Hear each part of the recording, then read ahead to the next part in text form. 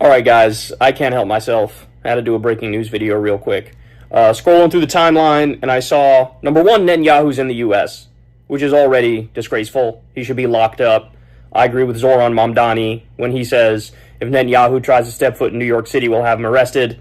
That should be the case in every city, in every state in the United States of America. But no, the war criminal genocider is casually meeting with the president and having a lovely dinner together.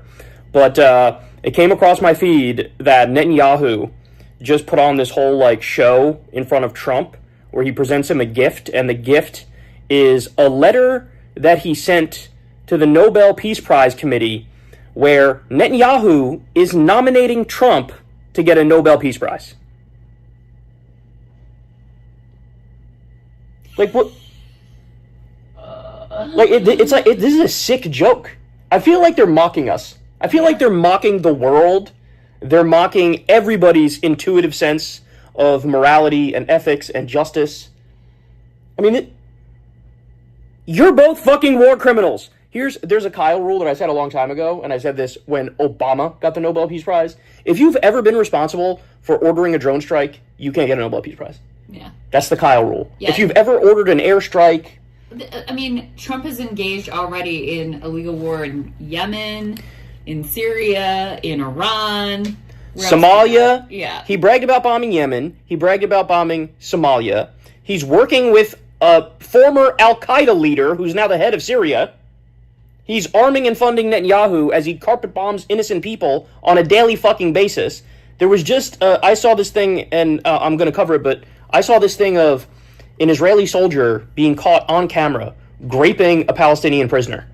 And there was right to grape protests in Israel over a previous scandal of an IDF soldier graping a Palestinian. We are arming and funding these people, giving them whatever they want. Trump lifted the moratorium on using the 2,000-pound bombs. He did a fake ceasefire thing with Gaza. They're fucking assassinating paramedics, bombing hospitals and schools, all with the approval of the U.S. Netanyahu, the guy who's doing those bombings, is sitting right next to Trump. I mean, this is like... What do you even say? It's like... We're in such a post-truth world that the fact that this can happen without everybody around them busting out into laughter. Yeah. It's so dark. Yeah. It's so dark. Basically, these are quite literally the two worst people on planet Earth. I'm not kidding.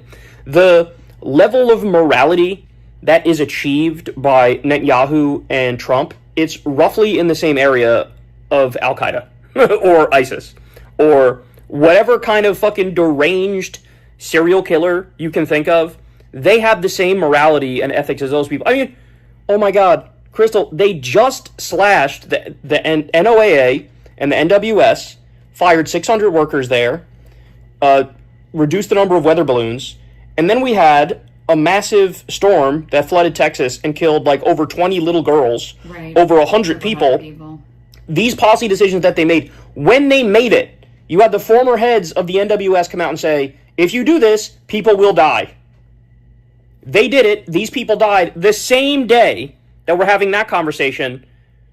Now he gets, a letter that says he should get the Nobel Peace Prize. These are the people that cut pediatric cancer research. These are the people that the U.S. aid cuts, literally when all is said and done, will kill millions of people by holding back malaria medicine and HIV medicine and AIDS medicine. This is a joke, bro. And how many countries has he threatened war with, too? Oh my, he's threatening fucking Canada. Mexico, Panama, Greenland, Openly saying, maybe we'll take Greenland, what is this world coming to? We're this country is a sick, disgusting joke. It really is. If you're any other person anywhere else in the world, and you're looking at what we do here, you gotta be what is wrong with those people? So I got another one for you. Apparently, I'm just seeing this. I haven't listened to the video. Apparently, the press asked Netanyahu about Zoran arresting him if he goes to New York City. And Netanyahu said that he wasn't worried about it. And Trump said, I'll get Bibi out, don't worry. This man is responsible for the deaths of 400,000 people. Over 90% of them completely innocent. like half of them children, destroy 90% of Gaza, literally a live-streamed Holocaust. A Holocaust. I can't go a day without seeing some horrific video of some child being dead underneath rubble, or some grieving father screaming out in pain. Yeah. And he's in my country presenting the President of the United States with a fucking letter of recommendation for the Nobel Peace Prize. And you know he wants it too, right? You know, like, Trump actually cares about that. Yeah, oh yeah, Like, he was doing some long tweet the other day that was I but I'll never get the peace, even though I negotiated peace between India and Pakistan. Which, by the way, they came out and said, you didn't fucking talk to us. Like, what are you talking about? You didn't talk to us at all. I don't know, man. I can't take much more of this. I really can't. I cannot take much more of this. How 4 years? How are we gonna do that? How is it possible? Like, it just does not feel like we can make it through 4 years of this. In a world that made sense, both Netanyahu and Trump would be rotting in prison right now. Oh, yeah. In a world that made sense, they would both be in prison with zero hope of getting out. In fact, in a world that made sense, there probably would have been an even harsher punishment than just life in prison. But no. He's fucking running around, destroying everything, hanging out with the worst genocidal war criminal on the planet. There's literally an ICC arrest warrant out for this guy. Mm-hmm. His opinion on who should get a Nobel Peace Prize, like, you could not get anything dumber or the opposite of the truth more than that. It's like, let's ask Adolf Hitler who he thinks is awesome.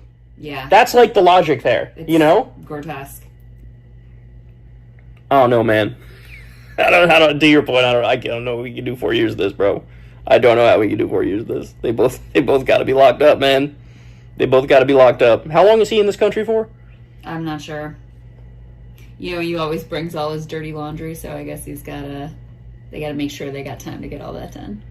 You know that story? No. Yeah, him and his wife, apparently if you visit, there's like a perk you get where they'll like do your dry cleaning for you. So, you know, I mean, a head of state or whatever, they'll get their suit pressed so they look good. He and his wife will bring bags and bags of all of their You're kidding. literal dirty laundry to be done while they're in the country. I'm surprised you didn't know that Bro, story. I didn't know that story. No, this is a power thing. It's like a power thing.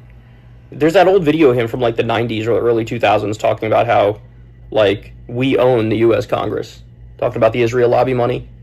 And then now, just the other day now, Trump's FBI being like, Epstein, bro? Who's Epstein? He doesn't have a client list. We don't even know what you're talking about. Yeah, the Nobel Peace Prize is a reward for good job on the right? case closed on Epstein. Yeah, because Epstein was Mossad. I wonder if we're going to get another iconic photo of Trump pushing in the chair for Bibi.